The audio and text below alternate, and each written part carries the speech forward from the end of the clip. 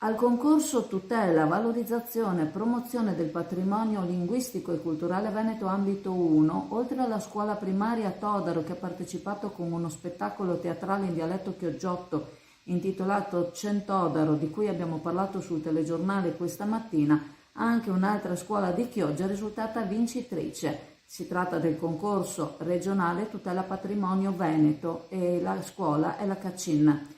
Ieri le due scuole sono state accompagnate dall'assessore alla cultura, vice sindaco di Chioggia Elena Zennaro, a Mestre al Teatro Toniolo per il ritiro dei premi. Alla scuola Todaro un premio da 900 euro, alla Caccin uno da 400, premi che potranno essere spesi in materiale scolastico. Il progetto della Todaro si apre nell'ampio progetto per il 100° anno della scuola sorta nel 1924, Centodaro, mentre il progetto della Caccin nasce con una collaborazione con il Palio della Marsilia.